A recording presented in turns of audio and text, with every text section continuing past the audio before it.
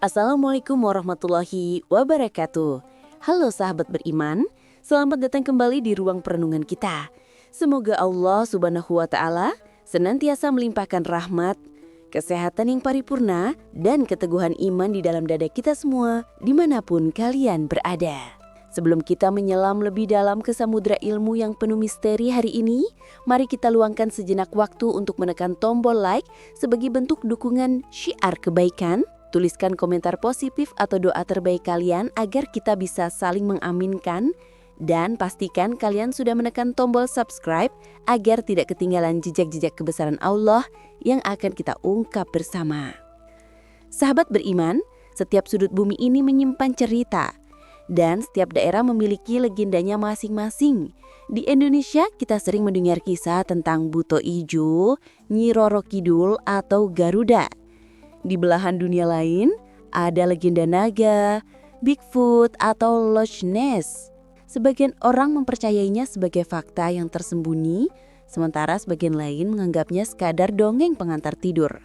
Namun, tahukah kalian bahwa di luar mitos-mitos buatan manusia tersebut, Islam sebenarnya menyimpan data otentik mengenai keberadaan makhluk-makhluk unik yang jauh lebih menakjubkan dan misterius?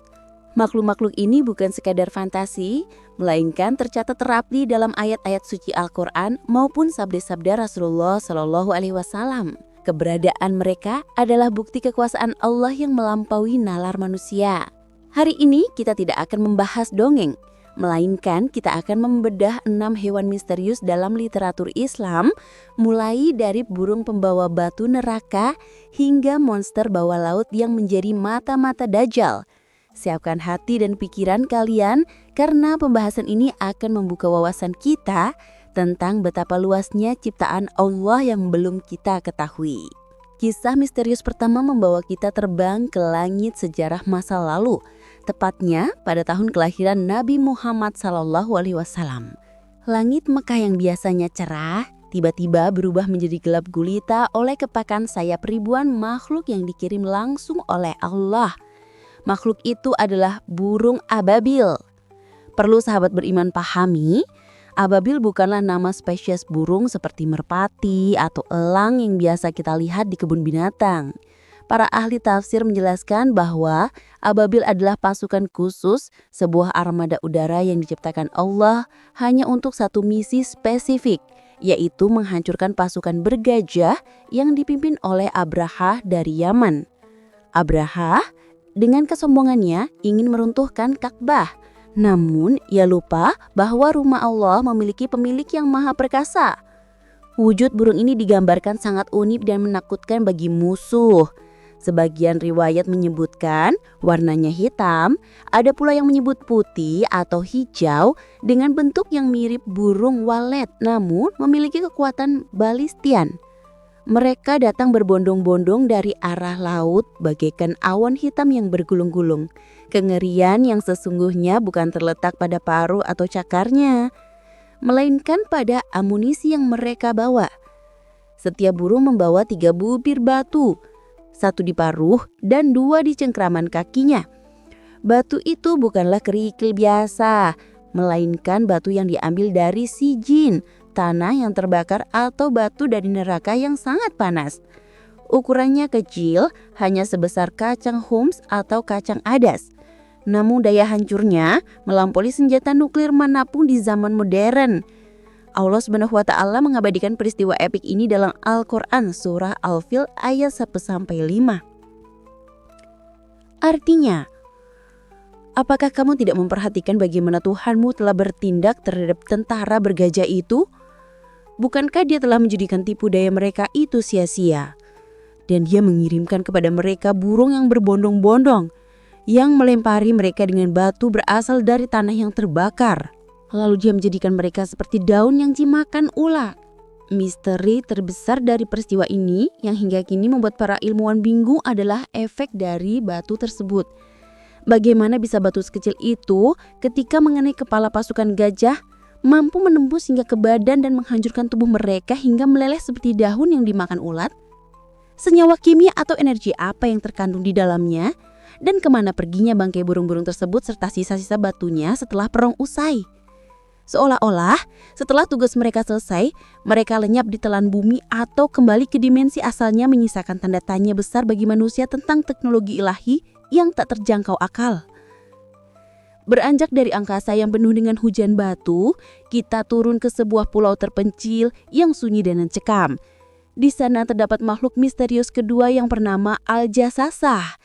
Jika ababil adalah tentara perang, maka Al-Jasasah adalah agen intelijen atau mata-mata. Namanya sendiri berasal dari kata tajisus yang berarti memata-matai atau mencari kabar. Kisah makhluk ini bersumber dari sebuah hadis sahih yang sangat panjang dan mendetail, yaitu kisah Tamim Ad-Dari, seorang pelaut Kristen yang terdampar dan kemudian masuk Islam di hadapan Rasulullah. Tamim menceritakan pengalamannya terdampar di sebuah pulau asing yang telah diombang-ambingkan badai selama 1 bulan. Di pulau itulah Tamim dan awak kapalnya bertemu dengan seekor hewan yang wujudnya sangat mengerikan dan aneh. Hewan itu memiliki bulu atau rambut yang sangat lebat, kaku dan berwarna putih kecoklatan. Saking lebatnya bulu itu menutupi seluruh tubuhnya, Tamim sampai kebingungan, tidak bisa membedakan mana bagian wajahnya dan mana bagian duburnya. Bayangkan ketakutan mereka saat itu berhadapan dengan monster bulu yang tak berwajah. Namun, yang lebih mengejutkan lagi, hewan itu tiba-tiba berbicara dengan bahasa manusia yang fasih. Dia memperkenalkan dirinya sebagai Al-Jasasah. Hewan itu tidak menyerang, melainkan memerintahkan Tamim untuk masuk ke sebuah biara tua di dalam pulau karena ada sosok laki-laki besar yang sedang terbelenggu dan sangat merindukan kabar dari dunia luar. Sosok yang dibelenggu itu, sebagaimana kita tahu, adalah Dajjal yang sedang menunggu waktu pelepasannya. Al-Jasasah ternyata adalah penjaga sekaligus mata-mata yang bertugas mengumpulkan informasi dunia untuk dilaporkan kepada Dajjal. Sahabat beriman, di era modern ini banyak beredar foto-foto makhluk aneh yang dikaitkan dengan Al-Jasasah. Salah satu yang tersempat viral adalah penemuan globster atau monster berbulu raksasa di pulau Dinagat, Filipina pada tahun 2017 dan kejadian serupa di pantai Kalimantan Utara pada tahun 2019. Sosok besar, putih dan berbulu itu membuat geger masyarakat dan banyak yang mengira itu adalah Al-Jasasah yang menampakkan diri. Namun sebagai umat yang cerdas, kita harus meluruskan ilmiah secara ilmiah. Para ahli kelautan telah meneliti bangkai-bangkai tersebut dan menyimpulkan bahwa itu bukanlah monster mistis, melainkan bangkai paus yang mengalami dekomposisi lanjut. Serat-serat metot paus yang memusuk terurai sedemikian rupa sehingga menyerupai rambut atau bulu lebat berwarna putih. Jadi walaupun Al-Jasasah adalah nyata adanya dalam hadis, penampakan di pantai-pantai tersebut hanyalah fenomena alam biasa. Al-Jasasah yang aslinya masih bersembunyi di pulau rahasia yang hanya Allah yang tahu koordinatnya, setia menemani Dajjal hingga akhir zaman. Berbicara tentang akhir zaman, ada satu lagi hewan melata yang akan kemunculannya akan menjadi mimpi buruk bagi orang kafir dan kabar kepastian bagi orang beriman. Hewan ini disebut Dabah.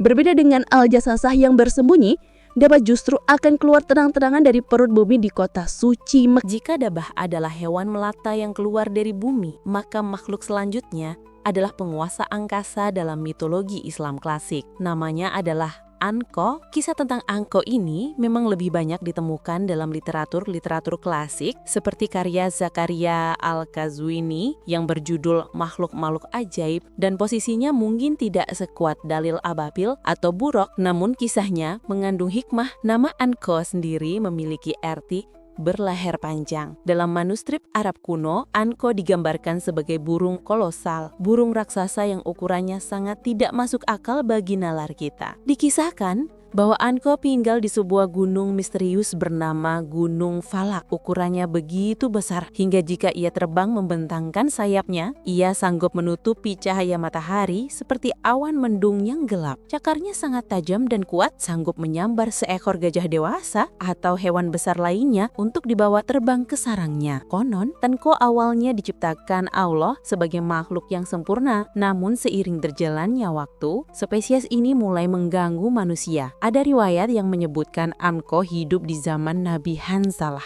karena burung ini mulai memangsa anak-anak manusia dan membuat kerusakan. Nabi Hanzalah berdoa agar Allah memutus keturunannya. Akhirnya, burung raksasa ini punah atau disembunyikan oleh Allah, menyisakan namanya saja sebagai legenda tentang kekuatan alam yang pernah ada. Kisah Anqo mengajarkan kita bahwa sekuat apapun makhluk, jika ia berbuat kerusakan, Allah mampu melenyapkannya dalam sekejap. Meninggalkan legenda burung raksasa bumi, kita beralih ke kendaraan super canggih yang melintasi dimensi ruang dan waktu. Hewan ini bernama buruk. Namanya diambil dari kata bar yang berarti kilat. Buruk adalah hewan tunggangan khusus para nabi, dan yang paling masyhur adalah saat ia menjadi kendaraan Nabi Muhammad SAW dalam peristiwa Isra Mi'raj. Dalam hadis riwayat Anas bin Malik, Rasulullah menggambarkan buruk sebagai hewan berwarna putih, bertubuh panjang, ukurannya lebih besar dari keledai, tapi lebih kecil dari bangal, peranakan kuda dan keledai. Yang membuat buruk istimewa bukanlah ukurannya, melainkan teknologinya. Buruk memiliki kecepatan yang tak terbayangkan. Langkah kakinya sejauh ujung pandangannya, artinya sejauh mata memandang, disitulah kaki buruk mendarat dalam satu langkah. Ini adalah kecepatan cahaya atau bahkan lebih cepat dari itu. Dengan kendaraan inilah Rasulullah mampu menempuh perjalanan dari Mekah ke Palestina, lalu naik menembus 7 lapis langit, bertemu para nabi terdahulu, melihat surga dan neraka, menerima perintah sholat di Sidratul Muntaha, dan kembali lagi ke Mekah. Semuanya hanya dalam kurun waktu sebagi malam saja. Buraq mengajarkan kita bahwa hukum fisika di dunia ini tunduk mutlak pada kehendak Allah. Jarak dan waktu menjadi nisbi ketika Allah berkehendak memperjalankan hambanya. Buruk juga digambarkan memiliki sifat yang sensitif dan beradab. Ia sempat merasa grogi dan bergerak liar saat hendak dinaiki Nabi Muhammad karena rasa hormat dan takjubnya, hingga malaikat Jibril harus menenangkannya. Makhluk terakhir yang tak kalah misteriusnya menghuni kedalaman samudera yang gelap, ia adalah ikan nun. Kisah ikan ini sangat erat kaitannya dengan Nabi Yunus alaihissalam. Ketika Nabi Yunus meninggalkan kaumnya di Ninawa dengan perasaan marah dan putus asa karena dakwahnya ditolak, beliau naik ke sebuah kapal. Di tengah laut, badai menerjang dan undian harus dilakukan untuk mengurangi beban kapal. Takdir Allah menetapkan nama Yunus yang keluar berkali-kali. Beliau pun terjun ke laut yang sedang mengamuk. Namun Allah tidak membiarkan nabinya tenggelam. Allah memerintahkan seekor ikan besar, ikan nun, untuk menelan Yunus tanpa meremukkan tulangnya dan tanpa melukai dagingnya. Perut ikan itu menjadi penjara sekaligus tempat perlindungan bagi Nabi Yunus. Para ulama dan ilmuwan sering berdebat mengenai jenis ikan ini. Apakah ia ikan paus? Mengingat paus secara biologis adalah mamalia, bukan ikan atau Pisces, dan paus bernafas dengan paru-paru. Sebagian pendapat mengatakan itu adalah paus sperma atau paus biru karena ukurannya yang memungkinkan menelan manusia bulat-bulat. Namun sebagian ulama lain berpendapat bahwa ikan nun ini adalah spesies khusus yang diciptakan Allah untuk misi tersebut, bukan paus seperti yang kita kenal, melainkan monster laut purnama yang diberi kecerdasan untuk menjaga amanah Allah. Di dalam perut ikan yang gelap, di bawah lapisan kegelapan laut, dan di tengah-tengah kegelapan malam, Nabi Yunus bertobat dengan sungguh-sungguh. Ia memanjatkan doa yang sangat terkenal, La ilaha illa anta subhanaka inni kuntu minaz zalimin. Allah pun mengabulkan doanya dan memerintahkan ikan itu untuk memuntahkan Yunus ke tepi pantai yang tandus. Ada satu hal menarik yang tercatat dalam Al-Quran surah As-Saffat ayat 143 hingga 144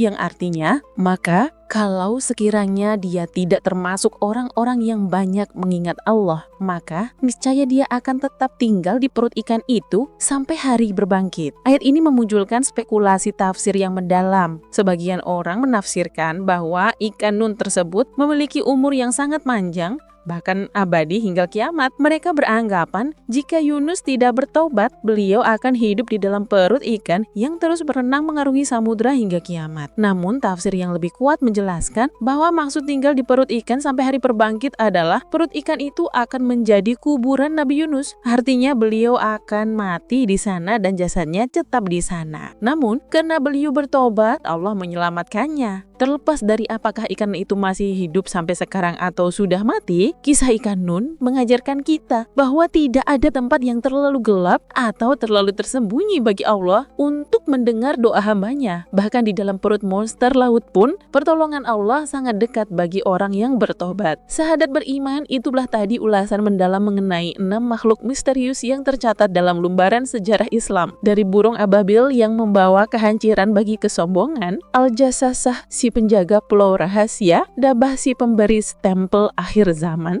legenda burung angkong, Buruk si penembus dimensi, hingga ikan Nun yang menjadi madrasah pertobatan. Semua makhluk ini adalah tentara-tentara Allah yang memiliki tugas dan fungsinya masing-masing. Keberadaan mereka menyadarkan kita bahwa ilmu manusia sangatlah terbatas. Masih banyak rahasia langit dan bumi yang belum terjangkau oleh teknologi dan logika kita. Kewajiban kita hanyalah mengimani apa yang telah dikabarkan oleh Allah dan Rasul-Nya, serta mengambil hikmah dari setiap penciptaan. Semoga pembahasan ini tidak hanya menambah wawasan keislaman kita, tetapi juga semakin menebalkan rasa takut dan harap kita kepada Allah Subhanahu wa Ta'ala, bahwa Allah Maha mampu menciptakan apa saja, menghidupkan apa saja, dan